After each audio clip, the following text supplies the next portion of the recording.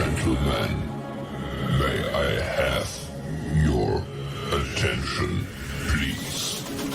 The show starts in 10, 9, 8, 7, 6, 5, 4, 3, 2, 1. Go. The following is a world-class Bullshitters exclusive. Good morning, pop culture. We are live. It is Tuesday, June 13th, 2023. It's 8:16 a.m. and it's time to start your favorite way to spend a morning. So, good morning to everybody. We got Caffeinated Wolf already here. Good morning to Dirk Gerkelstein, excuse me. Hello to our member Tim Hayes. What up, Jeff? Not much, man. Just starting the week. Hello to Just Joe 47. Hello to Ursitus. Hello to Alec Devlin. Andrew Wordna, Asato Fortune. What's up? Good morning, Vietnam is right. R.I.P. Robin Williams, one of the best of all time. Layden Swallow says, good morning, my brothers. Well, hello. Hello to Alam Edits, the Happy Plague Doctor. What up to you? Good morning, everybody. We are back for another week of Good Morning Pop Culture. Like I said, this is a Tuesday through Friday show. Eventually, we'll be going Monday through Friday. Got to get a couple things taken care of first, but once we're there, we'll be there, and we'll stay there for the time being. Dr. Coffinails is ready to rock. Good morning to you. Hello to Zombie Box Reviews. Now, you're not even in the U.S., I don't think so, so that was this good afternoon pop culture for you. Doesn't matter what time of day it is, pop culture is always good. So, folks, we're going to be doing all of our fun stuff on this day, checking in with you, and a whole lot more. Some of the topics that I have prepared, there's another cut of Batman Forever that has seen the light of day, and it might get released. So, we're in the age of the alternate releases because of the Snyder Cut, and while I didn't enjoy the Snyder Cut, getting alternate versions of other films might be good. And when we talk about that, I'll talk about the one that I'm hopeful for the most, the Eric Stoltz version of Back to the Future, a film that's like 80% complete, and with a small bit of rejiggering, they can give us the alternate version of Back to the Future, which would be like living in an alternate reality where another actor played the role. So today, folks, we're going to start the show like we always do, on this day in history. So on this day is quite interesting because, first off, there really isn't any notable pop culture births or, historic entertainment births. It's just kind of like a lot of history, real history. So for the culture out there, or for those out there that appreciate real history, I'm sorry, but we're not going to talk about the Thurgood Marshall Supreme Court Justice, whatever.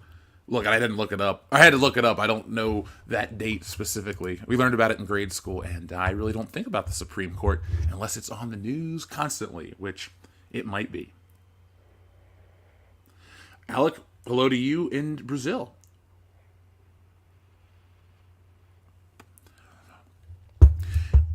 So, folks, on this day in movie history, there's a fun one.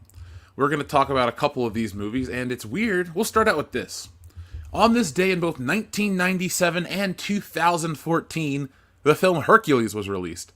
Now, in 1997, it was the Disney animated film, and in 2014, it was The Rock starring as Hercules. As much as I like The Rock, the wrestler, I would argue the biggest fan of the wrestler, The Rock, I still haven't seen Hercules. I'm terrible. I'm a terrible Rock fan. I may claim to be number one of the millions and millions, but I haven't seen most of his movies because they're never that interesting to me. All right, Rock, do a movie that's actually going to look cool. There are ones out there like Pain and Gain. There are films out there like, was it Faster? No, what's the one with the drug mule son? That was a good one as well. So The Rock has some good movies out there, but not Hercules. Well, at least it wasn't enticing enough to go watch.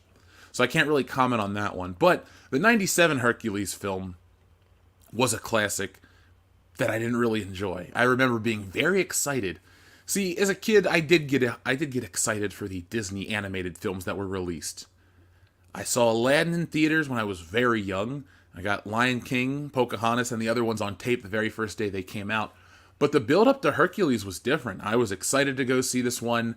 I had the McDonald's toys. I knew the song. We had, I think, there was a McDonald's album that had a couple of the songs on it. So I had all that stuff. And then I went to go see the movie, and I did not like it. I don't know what it is. I haven't watched it since, so I could have just been distracted or having a weird day. But I remember going to see it, and I did not like it whatsoever. So Hercules always lives in a weird place for me, but I love the art style, and the video game looks pretty interesting for PS1. But folks in the chat, if you've seen that one, let me know what you think. Now, Sato says Hercules could have been The Rock's Conan, but it was very mid. Yeah, it was. I think a lot of his movies are just like that. It's great to showcase The Rock. It's like, look, you're in good shape, but that's not enough for me to go drop a movie ticket. I mean, this isn't Arnold Schwarzenegger in 1985 where, him and Stallone were it in terms of those kind of stars. Nowadays, everybody looks like a superhero. Hell, even Tobey Maguire looked like Spider-Man should back in the day. So the allure of The Rock, for me, is just the connection to the old wrestling stuff, but he's never going to do that. That's what I'd argue. They should just make a movie where he plays his wrestling character, but, the story's whatever. Thank you, Asato Fortune. The film was Snitch. I couldn't remember the name of that one, but I saw it in theaters. I quite enjoyed it. Faster's the one with Billy Bob Thornton. Yes, Iffy, the CGI Scorpion, I don't think it even aged poorly. It debuted poorly. My mom took me to go see that movie on opening day. She picked me up from school. She's like, honey, The Rock's new movie's out. You want to go see it? I'm like, yes, I do. I was in, the 7th grade? No, 6th grade for The Mummy Returns. 7th grade for The Scorpion King. So she picked me up from school. We went and saw The Mummy Returns. And I loved the first Mummy. That was an awesome movie. Still is to this day. But The Mummy Returns was fine. And then you get to the end and you're like, what is this? People say it looked like PS2 graphics.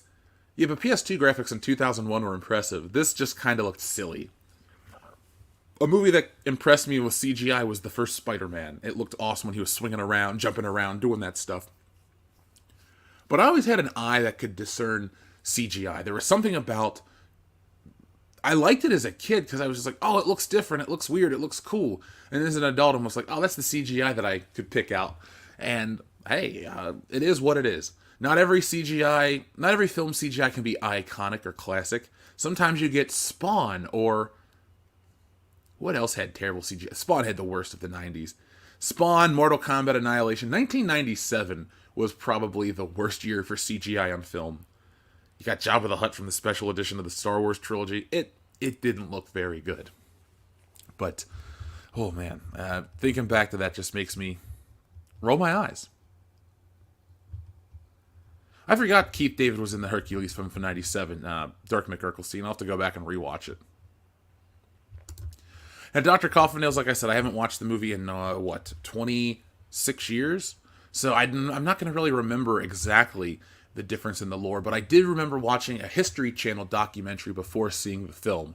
I was that excited that I was even watching the History Channel to check out the movie.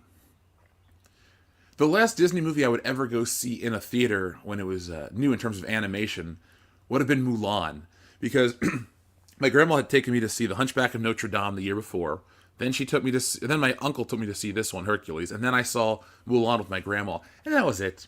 I didn't see Tarzan. I took a girlfriend in college to go see The Princess and the Frog. That was what it was.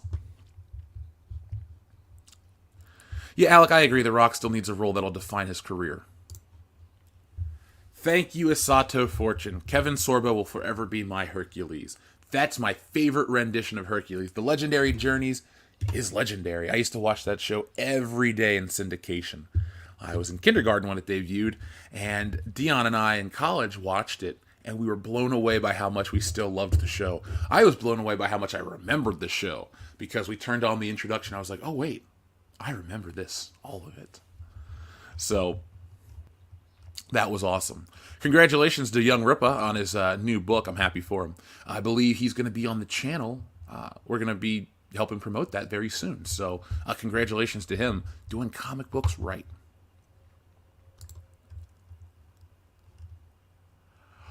So let's see what else we got. Listening and driving, says Adama. Good morning on your way to work. Hopefully you're having a good drive. Hopefully traffic's not too bad. That,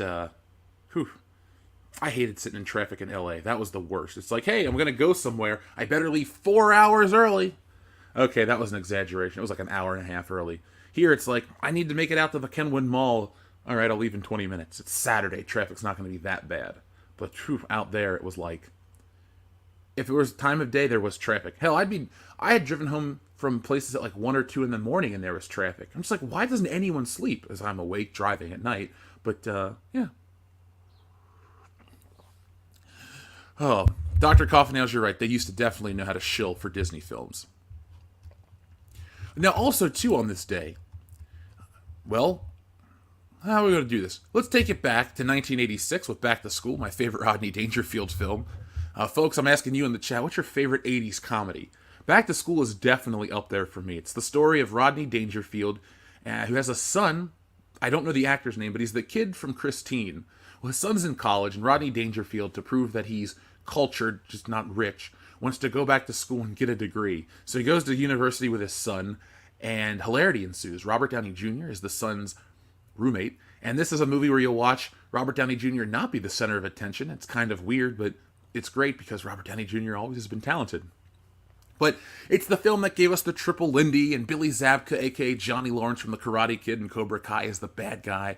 It really is just one of those all-time great 80s comedies. So if you haven't seen Back to School, I highly recommend it. You won't be disappointed, and, I mean, there's a scene where Rodney Dangerfield, his name's Thornton Mellon, he needs to write a paper on Kurt Vonnegut. So he hires Kurt Vonnegut to write the paper on Kurt Vonnegut, and he only gets a B. So he calls him back and asks for a refund. It's such a funny movie. I mean, Rodney Dangerfield was great. This, Easy Money's pretty good. Caddyshack. I'm not the biggest fan of Meet Wally Sparks, but I love Rodney Dangerfield. I definitely had respect for him. We're talking about 2 other films on this. 22 Jump Street was released on this day in 2014, which I thought was an excellent follow-up to 21 Jump Street, which is what I consider the last great comedy.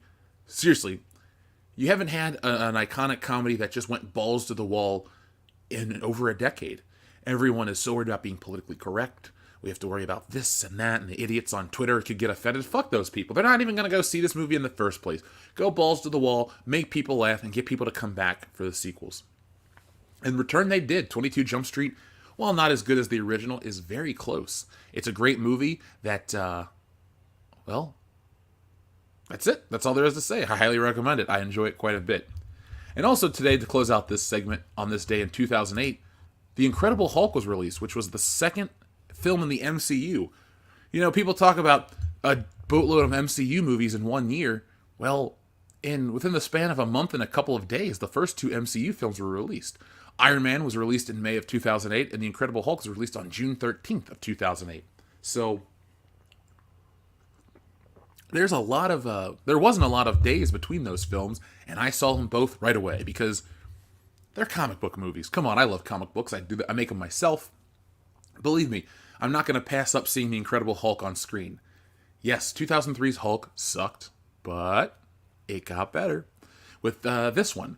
I quite enjoy this movie. Edward Norton might be crazy behind the scenes. He might be a control freak, but I did enjoy this film. And it set up a lot of things that never went anywhere and never paid off. But I believe Emil Blonsky showed up in the She-Hulk show.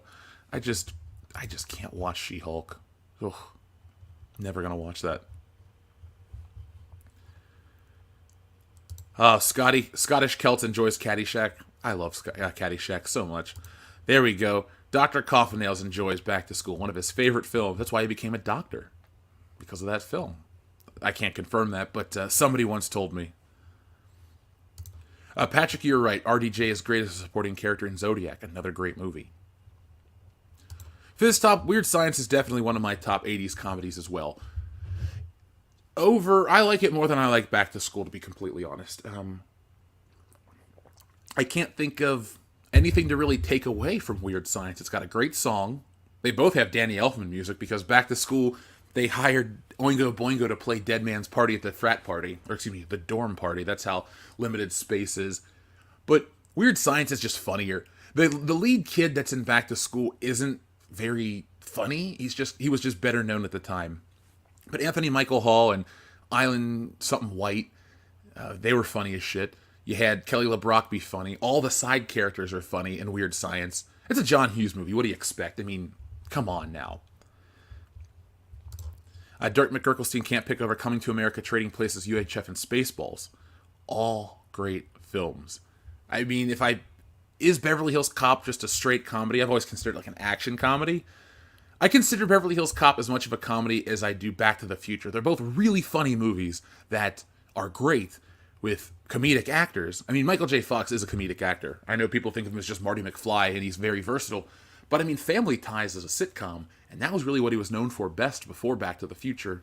And Teen Wolf's funny, and all of his movies are damn funny to me. So that's where I kind of, those movies live and die for me. It's just right in that middle ground area. But it doesn't matter.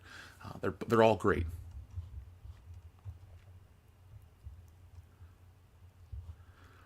Yeah, I agree. UHF is a sleeper hit. If you haven't seen UHF, folks, it's a great movie. It's got some great parodies, especially the Rambo parody. Or I really don't like Michael Richards. It wasn't his rant that pissed me off. It was just like, well, I didn't like it, but it wasn't what turned me off. He's never been that funny outside of the Bow Tie Killer. So I do like the character in that movie, though. He's really funny. Was he Stanley something?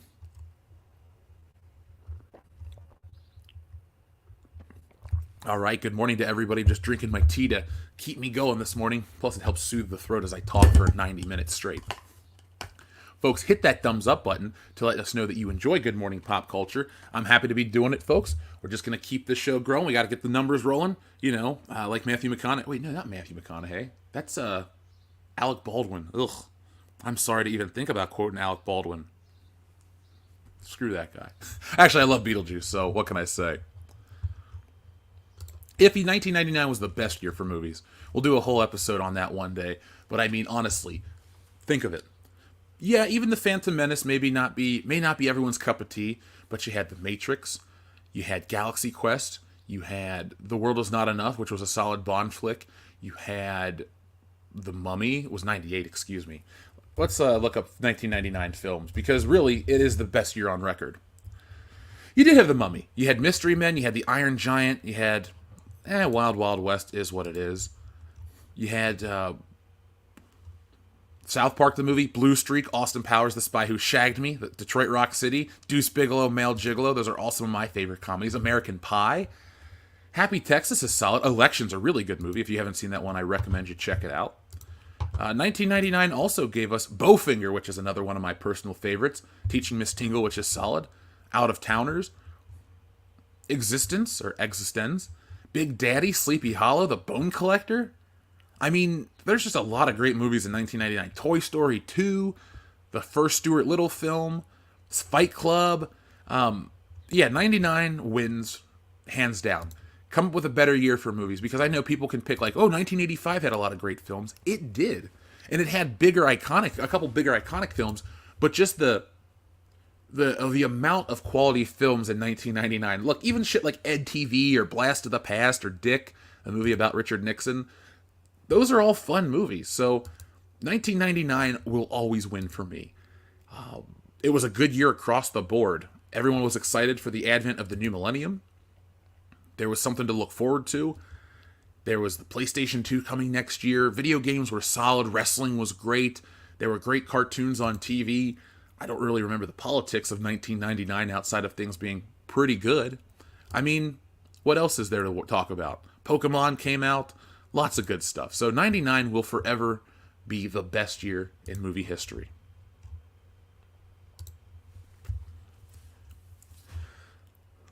What is my favorite TV show, asks J-Val. It's a tie between The Twilight Zone or Miami Vice.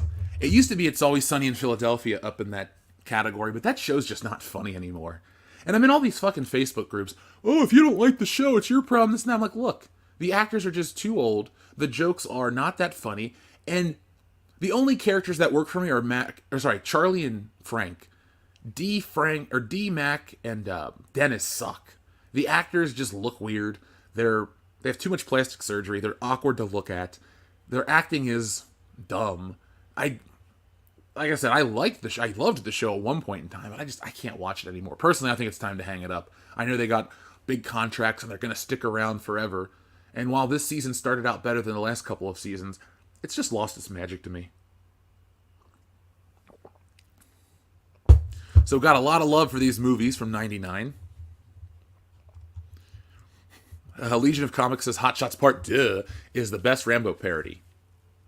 Isn't that the one with the kill count in the corner? That's pretty funny. Mighty Healthy is doing their first rewatch of Dexter. I loved Dexter. That was one of my favorite shows. The last season, shit the bed. But Dexter New Blood I liked. I only watched part of it on an airplane. I never got to finish the series because not all of it was on the airplane. But I liked it enough that I would consider the show redeemed, and I definitely want to finish Dexter. Zombie Box, if you're asking about that It's Always Sunny in Philadelphia, I enjoyed it all the way up until what is it? There's one season where they got political, but also too, I can't remember the exact season. It might have been season 12. There was an episode where Dennis was going to go off and get married and have the kid. Remember that woman said she was pregnant with his baby and he was going to go off to Canada with her? That's where the show ended for me. Because TV shows just sort of end randomly a lot of times. They're like canceled in between seasons so you never get a finale. But that episode felt like the Always Sunny finale. Dennis went off to Canada to be a father. Charlie slept with the waitress. And everybody returned to the status quo back at the bar. Everything just kind of ended. I thought to myself, I hope this never comes back. Because it was such a good episode. That was it. And every episode since then has kind of sucked in some form or fashion. So I think the show peaked probably then. But I'd say the highest of high point might be, I really like Fat Mac season. I think those episodes are solid across the board. Especially the high school reunion. Because it ties together the first episode where you talk about a lot of these characters. Like, it might mention Nicky Potnick and all of the stuff like that. And you learn Mac's name and the history of Charlie and everybody. And it was good. But nowadays, it's like, well, Charlie has some sisters that we didn't know about. And Mac has an uncle named Donald McDonald, which, that was funny. Especially seeing the actor who played his dad gain a bunch of weight and play Donald McDonald. But, other than that, I just get so fed up with this shit. Yeah, Matt, you're right. Where do you go after you sleep with the waitress? Charlie banged her. He wasn't satisfied. Then she tried to get pregnant. And he was like, whoa, what are you doing? So, that's it for that show. I know a lot of people love it, and I don't want to spend 2 hours talking shit about a show people love, because it never works out. But at the end of the day, that's it for me. I watch it out of obligation, or out of the hope that it's going to actually be fun. Mighty Healthy says 94 was a great year for film. It was. We had, Pulp Fiction. Oh, there's tons of movies in 94. The Crow, Leon, The Professional, The Shawshank Redemption, The Mask, The Shadow, Dumb and Dumber. All great Jim Carrey movies. Clerks. Ernest Goes to School. Now, 1994 features my most hated film of all time. It's Pat. Fuck that movie. I may dislike the Disney Star Wars movies and all these other things, but nothing is shittier than It's Pat. I can't stand that damn movie. I will never talk about it in a kind way. It's garbage. The highs are very high in 1994, but for every, Stargate, True Lies, Interview with a Vampire, Forrest Gump, there's also movies like Street Fighter and Double Dragon and Dinosaur Island, Return of Jafar, which is just a direct-to-video movie, Cabin Boy. Yeah, I'm going to stick with 99 as the winner of that decade, and the greatest of all time. I mean, In the Army Now is funny, but Clifford's terrible. I can't stand Cops and Robertsons. The Ref is a great movie. Folks, if you want a good Christmas film this holiday season, watch The Ref, starring Dennis Leary, even though I'm not a fan of him, Kevin Spacey, and a few other actors. It's a good movie. City Slickers 2. What was that? Legend of Curly's Gold? I saw City Slickers 1 in theaters. My grandma took me to see it because she wanted somebody to go with to the movies. I don't remember that. I think I fell asleep. But, yeah, 94 had some great movies as well, but I'll stick with 99. No, Laden Swallow, there will never be an It's Pat drunk watch party. You think I'm actually going to subject myself to that? I love you guys, but it's just dumb. I don't even think it's, funny dumb. I just roll my eyes. Dave Foley's pretty good, but he's not good enough to make me like that movie. I can sit through Blast from the Past and enjoy Dave Foley, but not It's Pat. Kilted Cajun has seen the ref. I'm happy that other people enjoyed it as much as I do. I didn't catch it until later. It wasn't this movie that I was watching as a kid. Maybe 5 to 10 years ago, I'm watching it on Netflix, thinking to myself, this is great. Why don't people talk about this one? So when we do some historic Christmas classic films, the ones that you may have not seen, maybe we'll put the ref on that list. Dr. Coffin-Nails, don't watch it. You're not going to enjoy it. Matt Deckard, that's true. It is very grounded in today's reality. It'll be interesting to see how. Look at somebody else can watch it for that reason. I'll pass on it. So everybody, good morning. Thank you for joining us on Good Morning Pop Culture. That was On This Day in History. One of my favorite segments to do because it's fun to see what movies are released and what movies, are great. Now, also today you'll notice on the title card, we're going to basically cheat real quick because even though we don't do shows on Monday, yesterday on this day in history was Raiders of the Lost Ark. It was 42 years old yesterday, and I still watch that movie fairly regularly. It's one of my most watched films. It's one of the best movies ever made, and it holds up. There's really not much else to say about Raiders of the Lost Ark. You know its greatness, you know its legacy, you know its impact, and you know the film. Indiana Jones used to be the greatest action hero on screen, and today he's an embarrassment. Indiana Jones and the Dial of Destiny, we've talked about a lot. We have more videos talking about that than, you can shake a stick at. But people watch them. I love to make them. And it's important to track these things because everybody wonders, how did this movie suck? How did this movie flop? Well, WCBS will have you covered always because you watch our videos, you will get all the updates until the inevitable end of the film. Speaking of inevitable, it's inevitable that we're going to watch The Flash this Thursday night here on the channel, on the podcast. So join us on Thursday night at 8:30. We'll put the official start time. If Dion's going to try to catch the film, it usually takes him forever to get shit back from the theater. But The Flash, we're just a few short days away from The Flash, and I have very little excitement for him. But hey, Batman's back, and that's what most people care about. John Chipola, then you bought yourself a good time. Those 1-Up arcades are pretty legit. Kendo has a few of them. I want to get an X-Men one and just put it in my living room. Keep it on, the idle mode, and then people can, maybe I'll put it in the office, and that way when I film videos, people can watch the background of the X-Men stuff. What's my favorite movie pre-1970? Well, probably From Russia with Love. I love James Bond movies. All of them in the 60s. Well, I don't like You Only Live Twice. I think that one's a bloated movie. But other than that, I love every 60s Bond film. And From Russia with Love is my absolute favorite of that decade. It's tied for my second favorite Bond movie. For many years, it was my favorite. And then I realized there's no shame in liking GoldenEye. It's a great movie. So enjoy it. Matt G, thank you for sharing a link for Wokebusters. Folks, the more we see of Wokebusters, I got more pages back from the inker. I guess I'll share those today.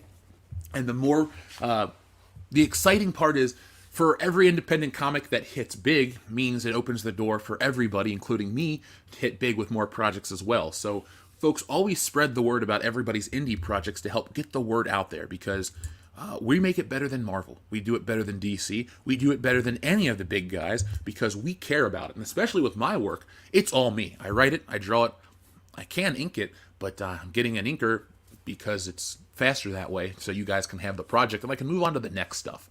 Like I said, I got this great Christmas comic I want to put out.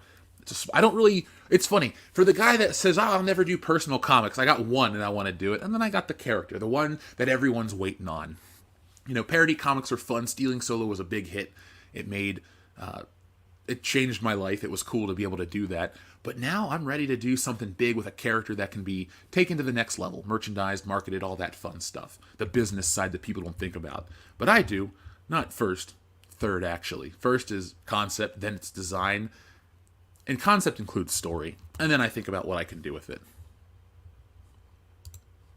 Legion of Comics, you're right. Dial of Destiny is about to be hot garbage. A dumpster fire, if you will. If you want me to take it back even older for films, I enjoy The Maltese Falcon. Casablanca was solid. I like The Wizard of Oz. Pre-1970 also includes movies like The Day the Earth Stood Still. I love old sci-fi movies in general, or old horror. The hokier, the better. I've never seen the original Thing, the Howard Hawks one that John Carpenter was influenced by, but I do enjoy the 80s version, 1982's. It's my favorite sci-fi movie horror. Like, I don't know where the Thing lives. Is it sci-fi? Is it horror? Is Star Wars sci-fi? I always call it space fantasy. So Star Wars will always be higher than the Thing. But if we're doing like hard-nosed sci-fi, the Thing is Predator sci-fi or is it action? You understand my dilemma.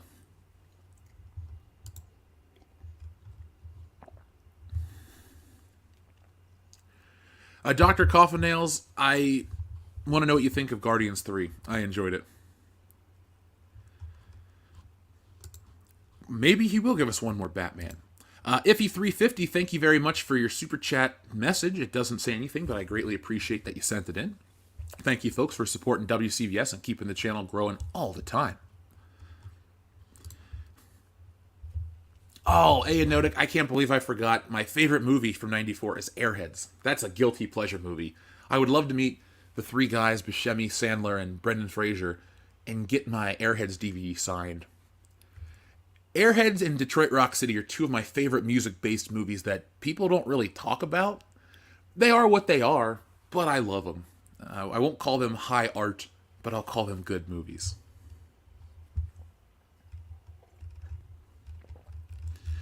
Morning to everybody who's joining us.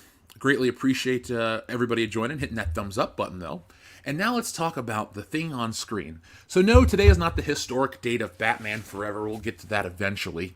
I don't think this movie's that bad. I never have. As a kid, it was my favorite. And then Batman and Robin came out, and I stopped watching Batman movies for a long time.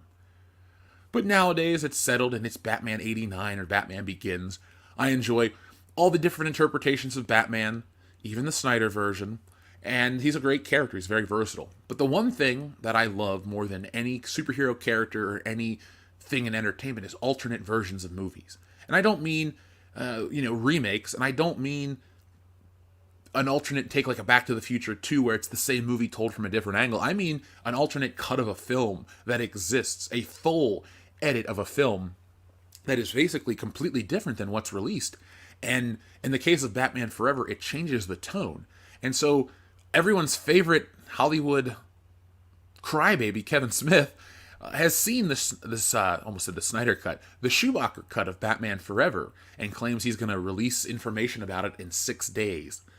But there's a ton of information about the Schumacher cut already of Batman Forever. And while it seems like it would be the same crappy movie, no, actually the Schumacher cut of Batman Forever seems quite interesting. So I did a little research last night, and there's an article that has all the information about it. But the movie is a little different. It has, so first off, the movie is 170 minutes long, which that's a lot of Batman. Almost 3 hours of Batman. But then again, in today's world, all these superhero movies, these epics, they stretch it out. Whew, it's rough. Now, I'm not going to go into the Kevin Smith stuff, but, you guys can talk about that. But the Schumacher cut of Batman Forever has a different opening, which starts in Arkham Asylum, where Two-Face escapes. Then it cuts to the scene of Bruce Wayne in Wayne Enterprises with Edward Nygma. So if you've seen the movie, the real one, it starts out with Batman in the Batcave going to stop Two-Face's bank robbery. And the original cut of the movie, that's like 15 minutes into the film. There's also a lot of campy stuff. There's also Dick Grayson training as Robin. So, yeah, you watch the movie where he just goes a partner and shakes his hand and they fly off and ride the boat and all that crap. But there is training scenes in Batman Forever initially. That's the one thing I do want to bring to, or say about Batman Forever. There is a window, there is a version of this movie, probably this one, where they did try. Everybody shits on this movie, and sometimes rightly so, but it's Batman and Robin is the one that's really bad and really stupid and really hokey. This one tried, And I bet you the alternate cut of this one is pretty solid. I'm not going to say it's going to be an award-winning film, but it'll be well thought out and a nice balance between the darkness that was Batman Returns and the stupidity that was Batman and Robin. Also in this version of the film, there's more information about Edward Nygma's technology. We get to see Two-Face and Riddler actually using it, and that scene's actually in the comic book. So if you're curious about more of the alternate version of the film, read the book. That's one of my guilty pleasures, is collecting the film adaptations of comic books. Every one, you name it. I even own Little Orphan Annie, the movie comic book. Have I read it? No, but I do enjoy those. The first one I ever bought was For Your Eyes Only, the very, very great James Bond film starring Roger Moore. I like that comic. I have the Indiana Jones. I have every version of the Indiana Jones comics. For Raiders of the Lost Ark, I have the deluxe edition. I have the multiple issue edition. I have the version that has all the issues in one standard sized comic book. I have the giant one. It's indie. Same with Temple of Doom and Last Crusade. They release them, I bought them. The one thing I don't have is the issue 2 and 3 of the GoldenEye comic book release, because they were never released. Issue 1 came out and then the book was canceled. Now I'm sure there are limited versions of them out there, and if you ever find one, folks, send me a link. I'll go buy one. WCBS needs to add that to our archives of awesome books. Now, there's the famous scene in Batman Forever with the giant bat, which everyone has seen clips of. There's more scenes about Batman's retirement. And there's an alternate ending where Batman and Robin aren't running towards the camera, but they're standing on one of the gargoyles in Gotham City, overlooking the city with the bat signal in the distance.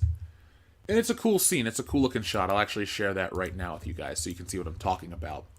But I really want to know what you guys think about Batman Forever. Is it a good movie? No. Is it a great movie? Is it a great movie? No. Is it a good movie? I say yes, as is. And seeing the alternate version is something that I'm very excited for. So hopefully Kevin Smith gives us some good news. Bayona Rad, it currently isn't. I do have the 4K version of Batman Forever. It looks great on film. It looks great on disc, excuse me. It looks better than Batman 89.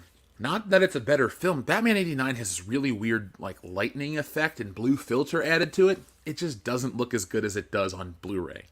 I'd rather the movie be a little darker and more atmospheric than whatever the hell they did on 4K. Jeff Stark, I also miss Fat Kevin Smith. That was back in the day when he was funny. He was getting kicked off airplanes. I mean, I'm glad the guy is healthy. That's never the issue. I just don't think his work is as entertaining as it used to be. We had another super chat roll in. Thank you to Sato Fortune. It says, I think I got a things for Kevin's. Kevin Sorbo equals Hercules and Kevin Conroy equals Batman. Kevin Smith can also eat these nuts. He might. If he eats too many of them, he'll be old Kevin Smith. It's kind of weird that he has a show called Fat Man on Batman because he's not fat anymore. Maybe you got to change the name up. I wouldn't advocate you gain weight for the show, but maybe you should vary it up a little. You know, as Sato Fortune, you're not alone in the Kevin's thing. I do prefer Kevin Sorbo as Hercules and Kevin Conroy as Batman. He's the best one. He's the best one. I mean, we can argue all day, every day, the best Batman, the best Batman. It's the animated series. They did it right. They figured out how to balance everything properly. And you know what? To this day, nothing has topped it. That's why millions of people were saddened when Kevin Conroy passed away, just like the Green Ranger. We were all saddened by that. And there really isn't going to be another voice to top that. They'll try, they'll fail, but look, for as great as Kevin Conroy is, you'll have other follow-ups like Diedrich Bader, who's a good Batman, but not the greatest Batman. And it sucks for these studios to try to top these shows because they can't. The definitive versions have already been released. And the reason why is there's a lot of care and love that goes into it. Today, they don't try. They either look at the other versions and go, those are better, we're just going to do our own, or they don't try to reinterpret it or do something else great. Batman Brave and the Bold was a fun cartoon that was as good in its own right. And I think that's the best example of a show not trying to copy the animated series. Beware the Batman and all these other shows didn't work. I didn't like the Batman, the Reno Romano one where Batman drove, what did he drive, like a souped up Toyota looking Batmobile and wore sneaker looking boots. It was just a dumb show all around. Maybe I'm in the minority here, but I'm not into it.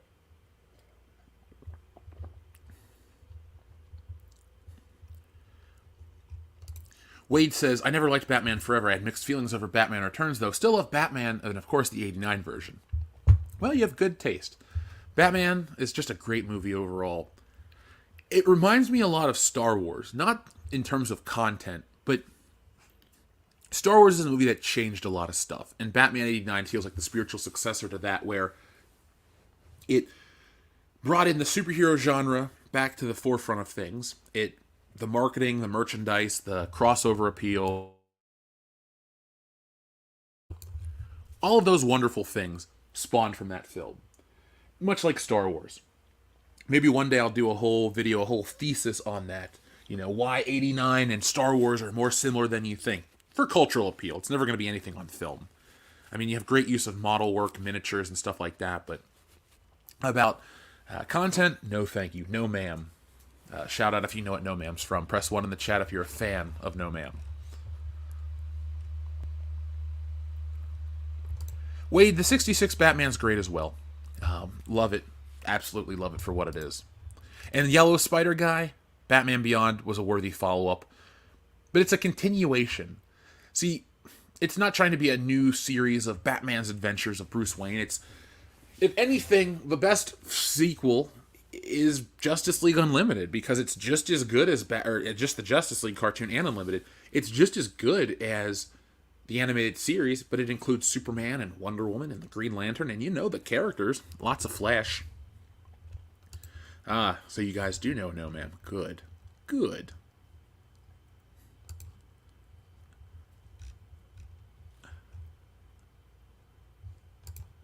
Matt Deckard says 66 Batman is day, 89 Batman is night.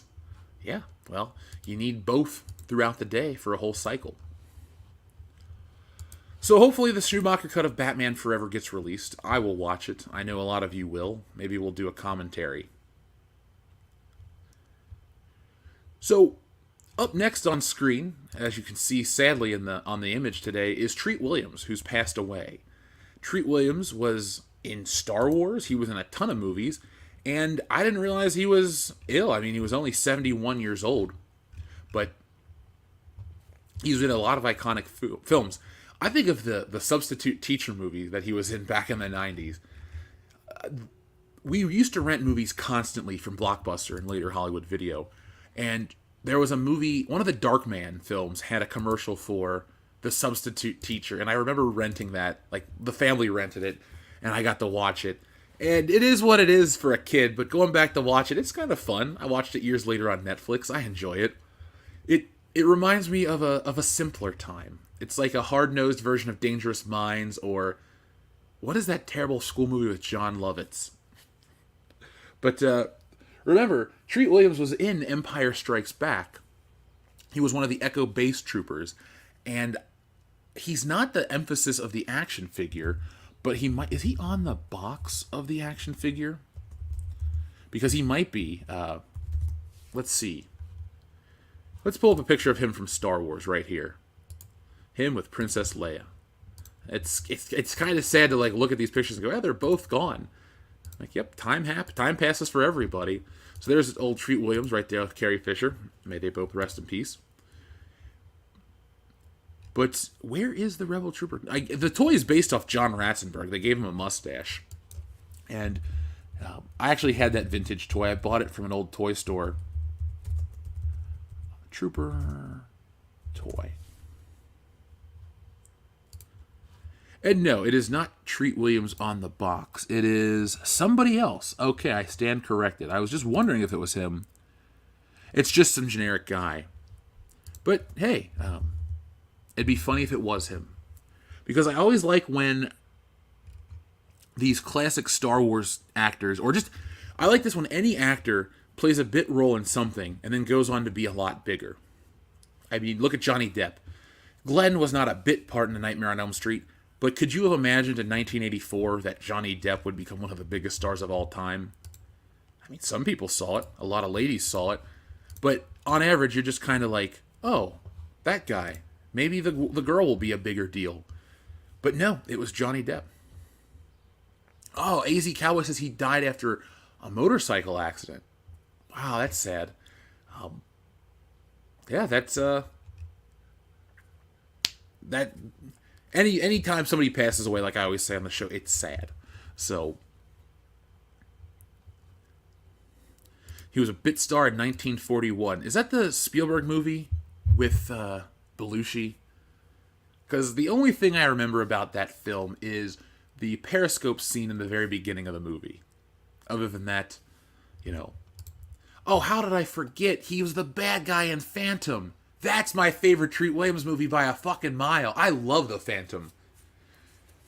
People talk about comic book movies that suck and they put The Phantom on the list. I don't think that's necessarily fair. The Phantom just came out at the wrong time. It was post-Batman, forever, where people still hadn't shit the bed with Batman and Robin, but it wasn't right around the time of The Mummy. And it was The Shadow as well, that kind of flopped. Had The Phantom come out just maybe 2 or 3 years later in the same summer of The Mummy, I think The Phantom would have been a much bigger hit. Billy Zane got in shape like a real-life superhero. Treat Williams was an awesome bad guy. The women, Christy Swanson and Catherine Zeta-Jones, were smoking hot. The action was good. James Remar is a great bad guy henchman. And it's got good action. It's like an Indiana Jones movie light. I really enjoy it. It's all shot in camera. The special effects are fine. They hold up to this day. Yeah, the Phantom was awesome. I even enjoyed the Phantom 2040. It's such a fun movie, though. Zombie Box Reviews. I'm glad everybody else enjoyed it as much. Now, Matt Decker, would you really say it's Billy Zane's best film? I mean, he's in Back to the Future. And as I drink out of my Back to the Future mug, featuring the DeLorean blueprints, I will always argue that Back to the Future is Billy Zane's best movie. But if you're talking about starring role, yep, it's The Phantom. It's not Titanic. It's not Titanic. Derek McGurglestein says The Phantom was the true king of Wakanda. Maybe so. We'll see. I'd love to see the Phantom return someday, in some form or fashion. Not necessarily Billy Zane.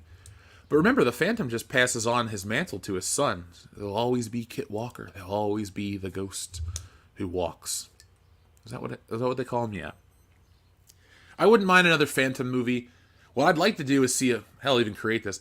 A Phantom movie that shares a universe with The Shadow and Dick Tracy, and basically create a pulp Avengers. Even though, is Dick Tracy a pulp character? I mean, he's a comic strip character from that era. You could cheat. You could blend it together. But yeah, that would be a lot of fun to tie those characters together. I wouldn't put Doc Savage. I don't like Doc Savage or Doc Samson. There's something about Docs. If it's not Doc Brown, no thank you.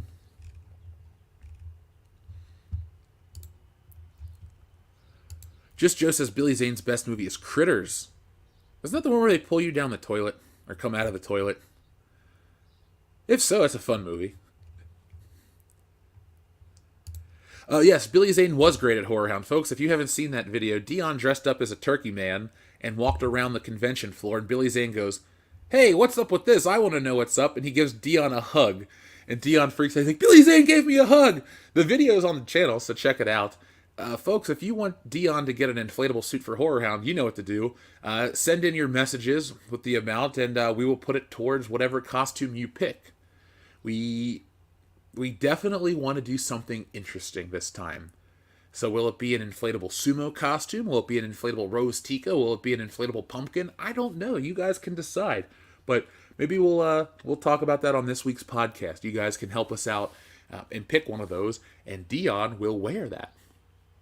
Isn't it great to have a friend that you can torture? Okay, thank you, Alec Devlin. Ghoulies is the toilet horror film. It's weird that I have to figure out which is the toilet movie.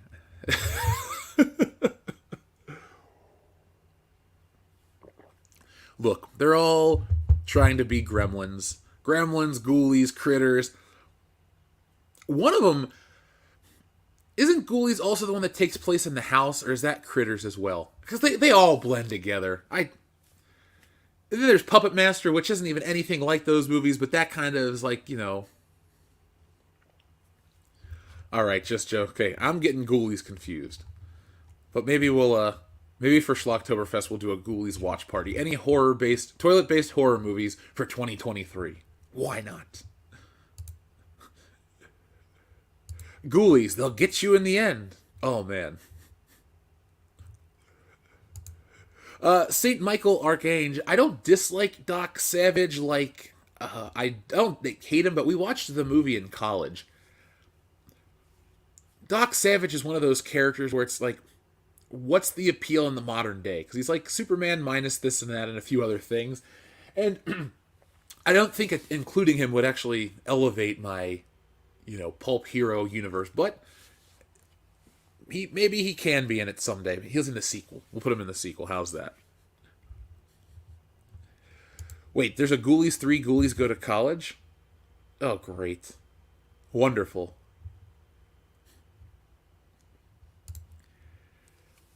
Wade Chadwick, I've never seen Munchies. Now, Peter Jackson did a bunch of schlocky horror films to start his career. The best one is Bad Taste. I was at a wedding on Friday, and I was talking to the people at the wedding about Bad Taste. For those who don't know, it's a horror movie in which aliens come to New Zealand, take over a town, kidnap a town, and turn all the people into meat to sell to a fast food restaurant called Crumb's Crunchy Delights. And it's up to the boys, a paramilitary group hired by the New Zealand government, to take down the aliens in the most violent, over-the-top way. I can't really overstate how crazy this movie is. You gotta watch it. You gotta check it out. So, folks, just watch it. It's on YouTube. There's no excuse. Lieberwolf says, Dion in a Doraemon or Hello Kitty costume. I would love to see Dion as Hello Kitty. Let's see what those look like real quick. Hello. Inflatable costume. Uh-oh. All right. They exist. Oh my god. I just love how it's described as Hello Kitty inflatable costume for adult man, woman, women. Oh man, this is unavailable.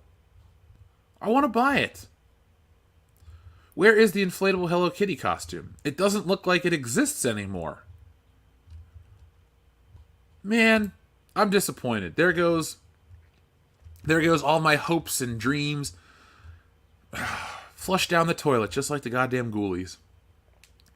We could get him a T-Rex. We could get him... Let's just see what inflatable costumes they do have for Dion. Folks, let me know if you guys want Dion to be... We should get him the Megazord. Maybe that's too cool. It's got to be embarrassing, right? Like, you can't have him be the Stay Puft Marshmallow Man or the Megazord or Mario and Yoshi. Now he's got to be like a giant baby or SpongeBob SquarePants. Right? Got to torture your friend? I mean, isn't that the goal of everything, is just to have fun? Georgian, I don't think your message popped up at all. Let me try to open the other window. StreamYards is not good for that. What I'm going to do is have the other guys start watching the messages on the main channel. But when I do it this way through StreamYards, it doesn't show up for some reason. So let's scroll back on the other window and see if it pops up. Inflatable unicorn costume for Dion, says Georgian. I don't dislike that idea at all. Let's see what's here for him real quick. Thank you, Georgian, for being a member for 4 months. We greatly appreciate that. And everything you send into the channel. Here's an inflatable unicorn costume right here for Dion. Actually, this one's better because he has to be the unicorn. There it is. It's a unisex costume, right? Yeah. Look at that. I mean, Dion can be a My Little Unicorn. He'll have a rainbow mane. He'll have a rainbow tail. He'll have a yellow horn. And he can walk around looking like this. Look at this fucking guy in there. It's like, I won't zoom in. There's just like a creepy dude with a mustache staring at us like, hey there. I'm watching you. Oh, hold on, though. We don't want to give Dion the white one. We want to give Dion the pink one. Look at the pink one, guys. Does it include the gloves? I hope it includes... Okay, the gloves have to be part of the costume. Oh, yes. Look at this thing. This is like Barney the Dinosaur's greatest nemesis. Pinky the Unicorn.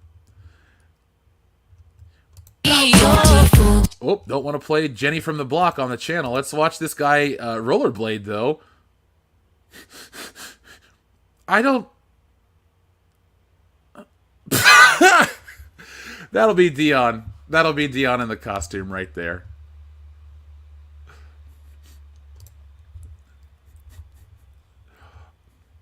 There we go. Jim Sterling says completely dignified. I agree. Dirk, Dion may have made that video. Who knows? That could be Dion. He looks a little light to be Dion, but I'll ask him. Good morning to you, The Real Zeal. Good morning, HC. Layden Swallow enjoys the unicorn idea. Jeff Stark, I'm going to have to check out the Munchies film. I definitely want to watch it. I love bad movies. They're a lot of fun. But folks, we're getting closer to Horror Hound. We're just 2 months shy of Horror Hound. I've been getting everything locked in, getting the hotel, getting the new art prints ready. I got a Stranger Things crossover that will be awesome. I'll share that on the show, and I'll share that on this show and on the live shows, and be selling it in person so people can come get one. That's what I used to do. I used to travel the country and go sell art, and it was great. I only stopped doing it because I had the YouTube channel. And even though the YouTube channel is still successful and all that other wonderful stuff, I miss doing the art shows. It's great to work on these projects. Being one guy, it takes forever. But it's nice to be able to make these art prints and have people buy them and take them home. It's great, too, because I sell this Freddy vs. Jason fight poster. And that thing is still popular. People love that poster. And I'll be taking it back. I still have some left from the initial print run. But... it's a big movie-sized poster, and people go, I bought that one, I love that poster. So now both actors, Robert Englund and Ken Krising, are going to be at Horror Hound. I'm going to be able to move a lot of those babies. It's fun. Nick and I have great stories of Horror Hound, and drinking, partying, enjoying the successes of selling some art. It's great. A Stranger Things knockoff, Otter Stuff. That's a good way. That's a good name. That'll be our penultimate comic, Otter Stuff. It'll be the story of us from the show interacting with Dion with psychic powers. It's like, bro, calm down. He just is very angry. So, what else do we want to talk about this morning? Horror Hound is in Indianapolis, Indiana. Let me actually share that real quick with everybody, because I keep talking about it on every podcast. But let's give you guys the information. It's one of the biggest, if not the biggest, horror convention in the Midwest. And like I always say on the show, it's not that I'm a horror nut that I want to only work horror shows, but comic shows are too conservative and like in the sense, not political sense, but they're like too buttoned up. You can't. They're like really uptight about what you can do, what you can say, what you can sell. And it's all these anime kids that just stand around. They don't buy anything. They just run around in costumes and just take up space. So comic shows around here in Cincinnati, at least. I'm not saying every comic show, but the Cincinnati Comic Expo, while a fun time, is definitely focused on, like... it's the lame situation where people, like, drop their kids off and don't go with them. It's like, It's like a shopping mall on a Saturday afternoon before they kick you out at 6 o'clock, or going to the movie on a Friday night where the kids talk in the theater and ruin the experience. That's kind of what it is. Horror Hound, on the other hand, though, it's a lot of people that are, early adults through old adults that are there to celebrate horror and sci-fi and comic books and everything. It's kind of a coverall. Just because it's called Horror Hound doesn't mean it's really just a horror show. Because you'll see some of the celebrities are very much horror-based, like Robert Englund, but Kathy Najimy is known for Peggy Hill more than she's known for Hocus Pocus. Nick Carter from the Backstreet Boys, Alex Winter, Bill of Bill and Ted. I mean, some of these guys aren't really the biggest horror names. George Wendt? Yeah, he may be in the movie House, but look, he's Norm from Cheers, he's in Fletch, he's in a ton of shit. I don't know Amy Donald, she's Megan, or Mithrigan, so she plays the doll, good for her. But you got wrestlers, you got other actors, and a whole lot more. And you got WCBS. I've been working that show since 2014, so it's almost been a decade of Horror Hound, and I'm not going to stop anytime soon. There was a slight gap last year because of whatever, but who gives a shit? The past is the past. And so you guys definitely want to come out because it's a fun event. In 2019, we were working next to Greg Sestero, and he was awesome. Testosterone. Nice guy. We also sat next to one of the Blue Rangers. Not David Yost, believe me. If it was him, I probably wouldn't have done anything that weekend except talk to him. Oh man, tell me what this is like. Tell me what that's like.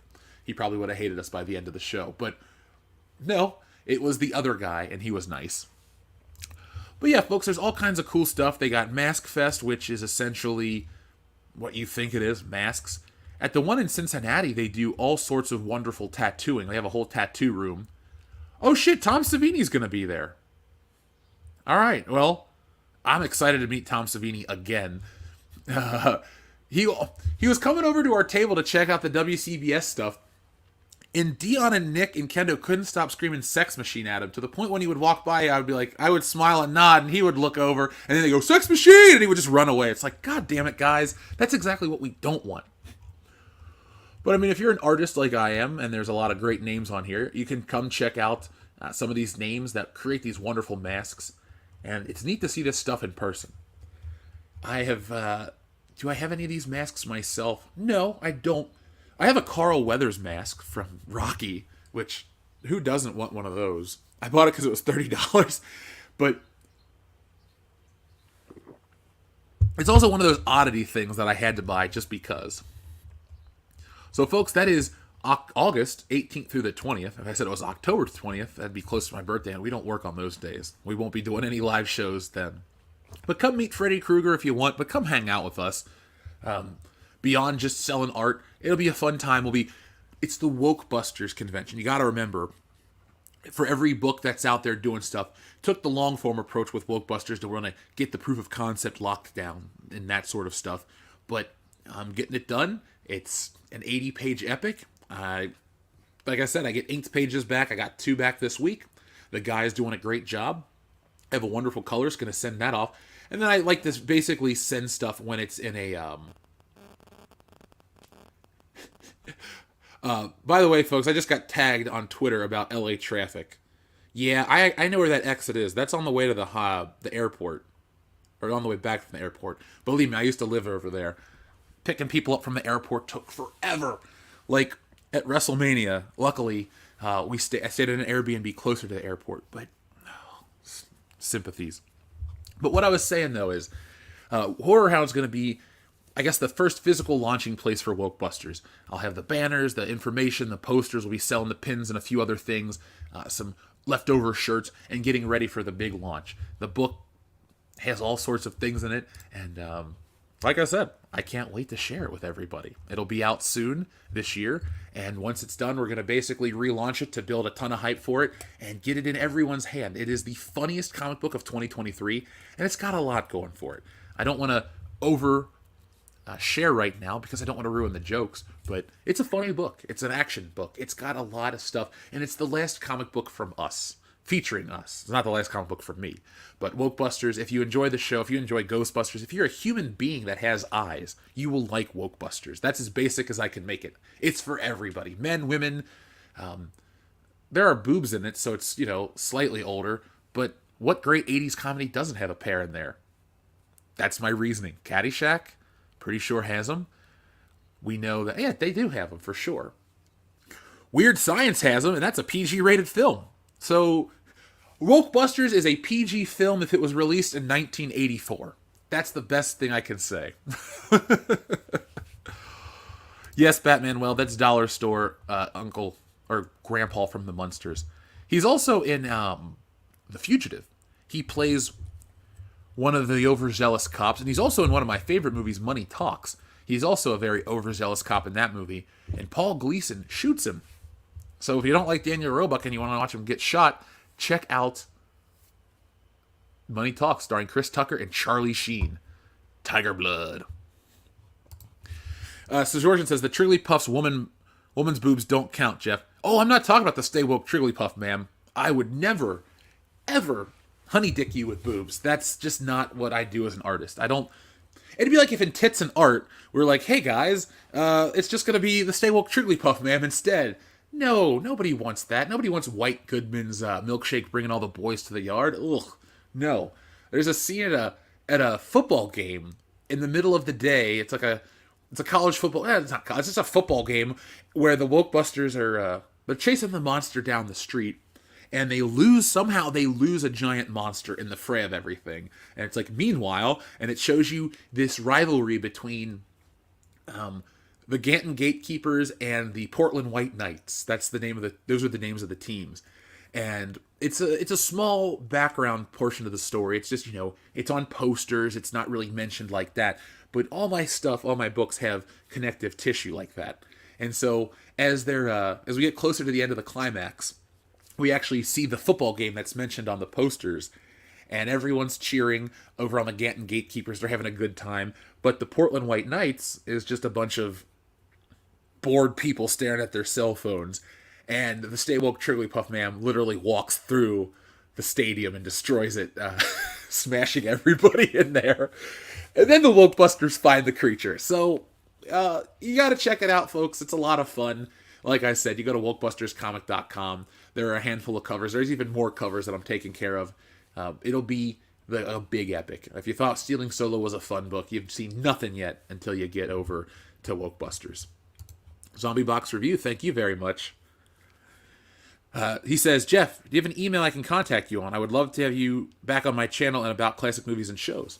Well, of course, Zombie Box. The best way to contact me is worldclassbs@mail.com. Thebestmail.com. And just say, Kendo or Nick, send this to Jeff. And that is the best way to contact anybody from the show. If you have any questions about the show or anything we've done here, worldclassbs@mail.com is always the best way to contact us. And we want to get enough people to send us emails so we can have a fan letter section at the end of each podcast. But we usually just get people saying thanks or they enjoy something, but not enough to actually answer anything on air. So folks, please do that. We'd love to have you, ask us some questions. Layden Swallow, the Stay Woke Trigglypuff Man wears a shirt for the most part. The character is actually a guy that...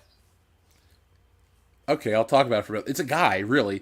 The main bad guy is this douchey man bun having terrible amalgamation of just everything people dislike in today's society rolled into one douchey coffee shop owner.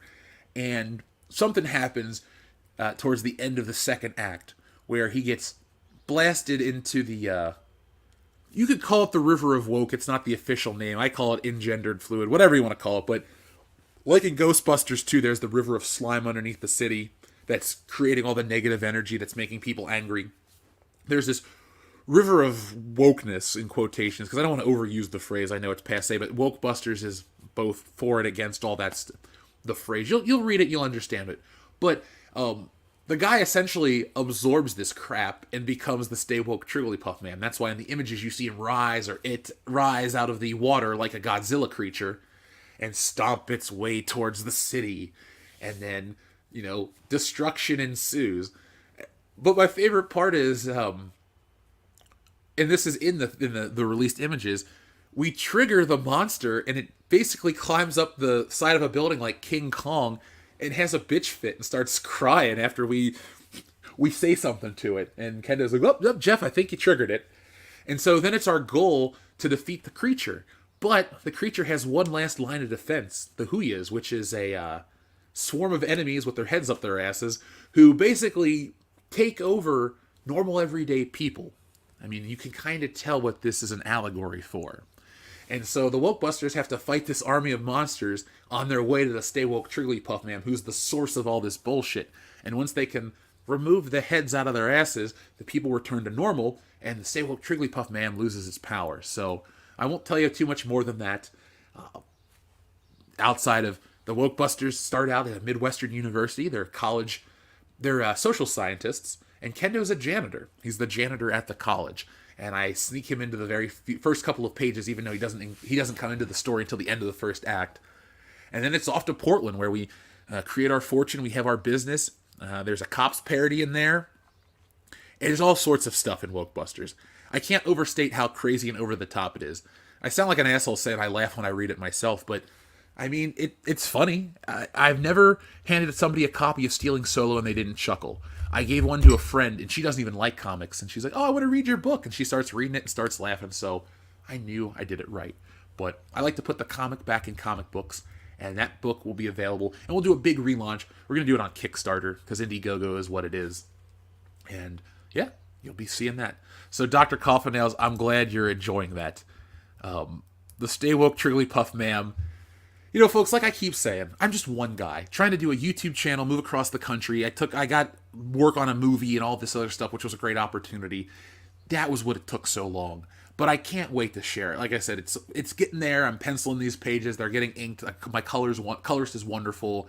I mean, there's the Wokebusters files in between each act, which is kind of like the chapter breaks in Watchmen that give you a little more context for Portland or what Social Force Portland is. Well, I took that out of the book, actually.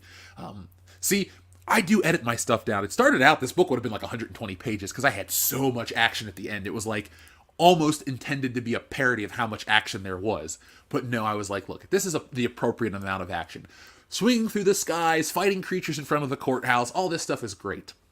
But, yeah, I love to talk about it. Any questions you guys have, let me know. I snuck in a couple of my friends in the pages. I have all sorts of great Ghostbusters callbacks, and I'm thinking about it. Once we can reach, I want to raise, when we do the Kickstarter stuff, to really fund it even higher, because it'll come out no matter what, but I want to get this book to everybody in the world. I do want to commission the back painting of, you've all seen Ghostbusters 2 with the guys with the little baby Oscar at the end of the movie. I want to do us with the baby Stay Woke Trigglypuff Ma'am and the 4 guys. I have a wonderful painter. She's done the Tits and Art cover, not the cover. She did the Tits and Art American Gothic parody where the old farmer's looking at his new wife's boobs. Yeah, I have some wonderful people I work with, and that's all part of Wokebusters. It's not as high concept as you'd think. It's very straightforward and funny, so be on the lookout for that. And if anybody knows any talented trailer makers, let me know. Point them in my direction, because I want to get a trailer made for Wokebusters. We already have music. I have some radio ads to do. It's going to be a lot of fun. Yes, Enrique, Kendo is a janitor, but the Wokebusters don't have a ton of money, but we know we need one more guy, because they fight one of these monsters in the beginning of the book. The first one accidentally gets hit by a bus and dies. And so then they get fired from their university jobs. But then they realize that there's value in what they do. So they got to fight one of these things, and they get their asses handed to them. Nick gets thrown into a pool of water. Dion almost dies, and I barely catch the thing. So, long story short, we need one more man, and that man is Kendo. Kind of like how we have him on the podcast. I hope Wokebusters goes next on the crime scenes of the Watchmen series that made catch all the woke monsters over there. Well, there's a lot of stuff. There's more Watchmen influence. I may not sing Watchmen's praises constantly, but Watchmen is a very impactful comic for me. I love the format. I love what they do. I actually rebought Watchmen recently. My only gripe about Watchmen is the colors. I don't like the color palette, but I bought it in black and white, and that's my preferred version. Actually, it's weird. The older I get, the more I like black and white comics. The shit I hated as a kid, I really like as an adult. I don't know what it is. I think what it is it shows the mastery of these people's work. You don't need digital colors to really fill in a lot of stuff. But with a cartoon-style book like Wokebusters, you need color. It wouldn't look good without color. Would gray tones work? No. That's why the budget of this book, everything goes into the book. Because I want to make the best product possible, from the highest quality prints to the, great color jobs. There's just nothing I want to keep out.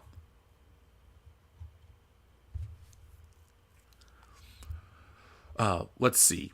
Does Wokebusters have an equity, inclusivity, and diversion division? I hope so. Well, one of the cut pieces of content from Wokebusters was there was a group called Social Force Portland. They were Portland's diversity superheroes who were jealous of the Wokebusters because the Wokebusters were getting all of their attention. And there was this scene after the Wokebusters come home from a dinner. Like, they come to Portland, they start their job, and then the city of Portland wants to congratulate them for all of their hard work. But it's kind of like a trap because Portland's run by a bunch of crazy assholes, maybe like they are in real life. But there was Social Force Portland, And as the guys come back from dinner drunk, they encounter Social Force Portland, and they're kind of like the Power Rangers. They talk in these weird, choppy sentences and all this crap, and they basically get triggered and run off. But I didn't really. It felt like it was too much fat in that scene, so I took it out. And maybe I'll do like a director's cut of Wokebusters one day. But I didn't even draw the pages, I just wrote those pages. But you will see Social Force Portland. They will be included in the trading card set, or I might just update the trading card set, because it's done.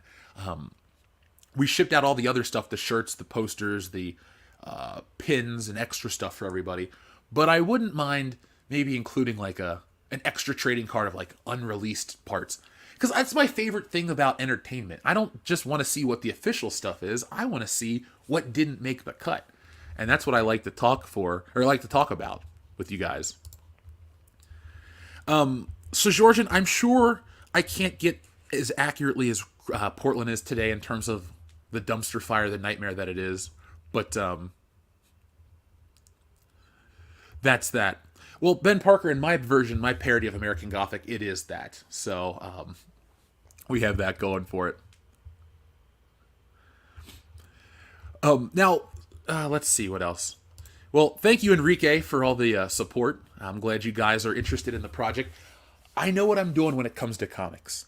I've studied this shit for years. Like, I know I'm only 34, but I've been wanting to be a comic book artist since 2001. That hype of the first Spider-Man movie, instead of just buying Spider-Man toys, like today everybody goes, "Oh, I'm so hyped for this new movie. Let me buy every piece of merchandise and then never touch it again." I went, "Let me learn how to make this shit." So I bought How to Draw Comics the Marvel Way. When I was in college, if I had extra classes I could take, I took stuff on how to do comics. I think his name's like Eric Clater. If he's ever done any work outside of what he did beforehand, you can check him out. But I took that class. I've taken quite a few comic book classes, one on writing, one on the creation of the books. I didn't really need help with the creation of the shit, but it is what it is. And I'm always, I'm talking to people like Script Doctor. We did a video or a live stream the other day. We're talking about narrative structure. Creating stories is my thing, and I love to do it. Believe me, it's one of the most satisfying things on the planet. And on top of the fact that I get to do the art, which is my favorite thing to do, like, people say, "What is your hobby?" And my hobby is to draw. What is your job? Well, one of them is to draw, so I'm very lucky. That's why I have the attitude I have about YouTube and everything, because I know that I'm fortunate that I get to do all this crap. You guys make it possible, and I'm forever grateful. You think I'm going to walk around and start complaining about shit? Hell no. It's awesome. Is it time consuming? Yes, it is, but I don't care. It's worth it. The end product is definitely worth it. And I appreciate everyone's patience. Believe me, I wish I was done with Wokebusters the day I told everybody about it, because I'm that excited to get the story out there. But, real life happens, and sometimes that's a good thing, because it's given me a little time to refine some of the ideas and cut a few things out and deliver a tighter, funnier project. So, Dirk McKirkelstein says, the end of Wokebusters' final page. Kendo will return in Wokebusters 2. Kendo versus Woodrow Wilson. In space! Like a good stand-up comedy, Wokebusters ends on a very high note, but it does have a Wokebusters will return page. So I'm leaving the Wokebusters open forever, because the character in the world I built, you can go anywhere with it. There's always another Portland out there. I wanted to do Austin, Texas, but in the plot of the story, it talks about how Austin is pretty much lost. But who knows? Maybe it'll be like we'll do a Wokebusters style zombie comic where we go to Austin to take out the zombies of Austin, Texas. Then on to Seattle. Who knows? I just think Portland is the prime example of one of these cities gone crazy with all of this stuff. And instead of getting political, I just get funny with it. Everybody can be made fun of. Wokebusters anthology issue with some of the cut stuff, asks Ben Parker. I could do that. I would really love to do just anthology as a comic. If somebody's like, "Jeff, what is your dream?" I'd love anthology to sell, $1 million per issue and just do that. Because it's like the Twilight Zone. I love the Twilight Zone. I want to tell fun stories that are done in a single issue. I wouldn't do 3 stories per issue, because they're too short at that rate. But I want to be able to build some character development, but then either kill the characters off or leave them in a place they can never get out of. The mystery is the best stuff for me. I don't know about telling every little detail. I think that ruins the fun. Did you need to know what happened to Han Solo, Princess Leia, and Luke Skywalker after Return of the Jedi? No, you didn't. If you read the EU, that's a different story. But the movies, you didn't need that. There's Pagan Goddess. He says, what you gonna do when Good Morning Pop Culture runs wild on you? Well, good morning, brother. Let me tell you something. Mean Gene. Dude, when Mean Gene Okerlund passed away, I was so bummed out. I was like, damn, a celebrity death actually makes me sad. St. Michael Archange, I hope that does not happen. If Kathleen Kennedy shows up at my door like that, you'll never hear from me again because I died of a heart attack.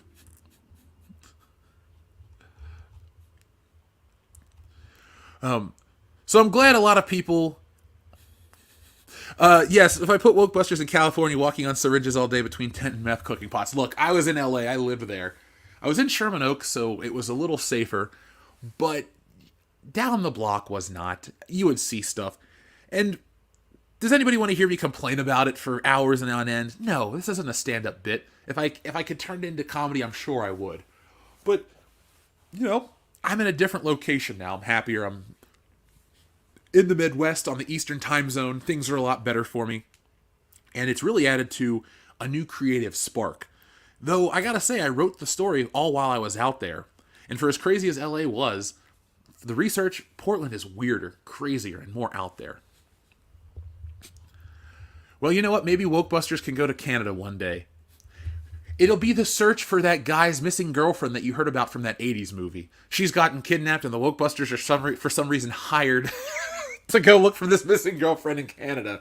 Who knows? I mean, anything's possible with these characters. It's all about, you know, creating a base of... because the whole joke of, like... the whole, not anti-wokeness thing, how do I want to phrase it, but the whole joke of it is like, 4 guys that look like us are the ones saying this stuff. That's part of the joke. That's kind of the appeal of the podcast.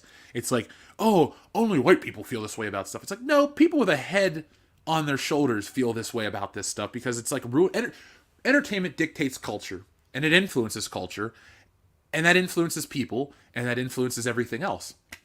So it's like the first part of the snowball effect, and we're here to blow the snowball into pieces. You know, we have our proton pack equivalents. I call them the magic wands in the comic because why not? And they run on logic, a laser-operated grid something interface. It's all done. It's written. It's finished. That's exactly what it is. But I will tell you one last thing, and we'll talk about other stuff before we close out the show. I do have a Dion White woman joke. Believe me, the mayor of Portland's a woman, and we're at this dinner, and we're all sitting there talking like, I think that one of my lines of dialogue is like, I've never been so honored before in my life. And Kendo goes, Jeff, aren't you a doctor? I'm like, it doesn't matter right now. Something along those lines. But Dion checks out the mayor, and it's like, dude, come on. We're being, you know, honored publicly. He's like, I don't care, blah, blah, blah. So it's got a little bit of all of our personalities in it. It's got some of those fun, I don't say stereotypes, even though some people would, but some of those fun comic tropes are in the book, too. So you guys are going to enjoy it, like I said. It's a lot of fun. It's all done by me, and I'm very proud of the work. And if you guys are looking for another piece of work from me, I might make Stealing Solo available. I will make Stealing Solo available, because people keep asking about it. We get emails about that, too. But not the Phantom Menace edition. That was fun. That was a one-and-done deal. And I do have a lot of those books left over. But I can offer those as well. But Stealing Solo is the first book. If you're a Star Wars fan, you're going to understand what the pain of The Force Awakens was like. And instead of me... Well, look, I made YouTube videos to complain about it, and then I made a physical product to complain about it some more, and it was the most cathartic experience I've ever had. Am I over The Force Awakens? In many ways I am, but the anger I felt and the disappointment, whew. There we go. Just Joe says, load the rocket fuel into the spaceship, good morning pop culture. Hulk Hogan. Goddamn, dude. Ultimate Warrior, what the hell was he talking about? Does anyone know what the Ultimate Warrior was? Did he even know what he was talking about? Of all the wrestling promos that were out there, the Ultimate Warriors are the furthest into outer space. Talk about Macho Man Randy Savage being crazy. Sky's the limit, space is the place, dig it. The fucking Ultimate Warrior, dude. I don't even know what he was talking about. And that's okay. That's okay. Pursuing Paranormal, thank you very much. Lots of coke and steroids, says Young Stove. That's it. Two things I will not ingest in my body, but I want to know how to create craziness like that minus the coke and steroids.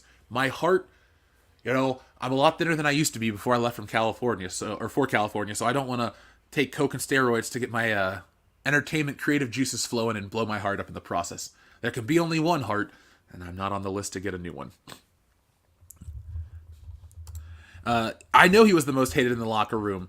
I mean, come on. I've watched all those documentaries about the Ultimate Warrior. He doesn't sound like a good guy. And even to this day, in passing, they're like, yeah, he was an asshole. He was racist. He was this. He was that.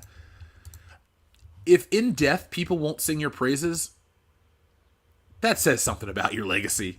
Come on now. In the WWE with their Ultimate Warrior award and all this shit, it's like, do you really want a Warrior Achievement Award? Because the guy was not a nice guy. He wasn't very kind, and he wasn't well liked. So I personally don't want to speak ill of the dead because it goes against what I'm into, but I'm into honesty. And if I'm being honest with myself, the Ultimate Warrior was not a good dude.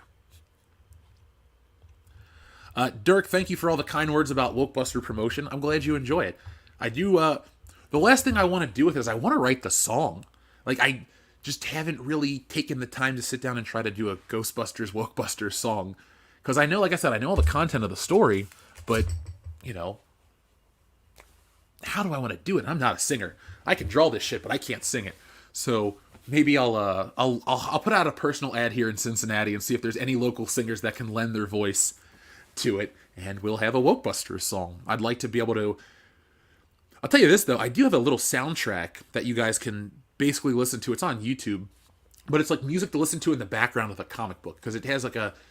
If Wokebusters were to have a soundtrack, it would be like a comedic version of the Stranger Things music. Not the theme song, but just kind of like a very synthy 80s throwback. Because all of this is on the way to make bigger media. Movies, TV, all of that fun stuff. And so I want to create the experience to be as immersive as possible. That's what's up. So.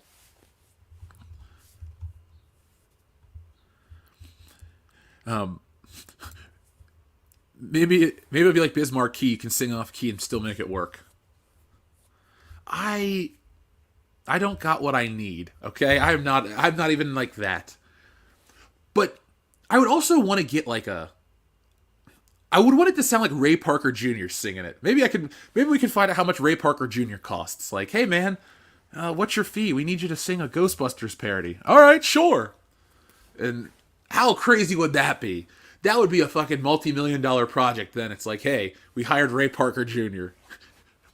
Now, if only we could get a sponsorship from Crystal Skull Vodka, or Crystal Head Vodka. It'd be like, Dan Aykroyd's Crystal Head Vodka presents Wokebusters, starring blah, blah, the world-class bullshitters, song by Ray Parker Jr. People would be like, what is this? I do have a plan. I'm not going to tell you what the plan is, but it involves taking out advertisements in a very public place to promote Wokebusters. I got it all planned out. That's why at Horror Hound, for everyone who backs it in person, can take photo ops with the proton packs and all kinds of stuff. Believe me. Doing it on YouTube's been great, and that's how you can really grow a ton of money. Look at Young Ripa. But I want this to be bigger than anything, because a lot of crowdfunded comics come and go. I want Wokebusters to stick around for years. It may take years to have gotten out there, but it'll be around for a long time. And while I have other projects out there in the wild, I want people to go, yeah, I remember Wokebusters. That thing was cool. Do you want those lyrics in the theme of the original Ghostbusters? I drink, therefore I am? Yeah, I do. I want it to basically be like, how Ghostbusters goes. Just, as Wokebusters. That would be a lot of fun. If the audience wants to help, yeah, believe me.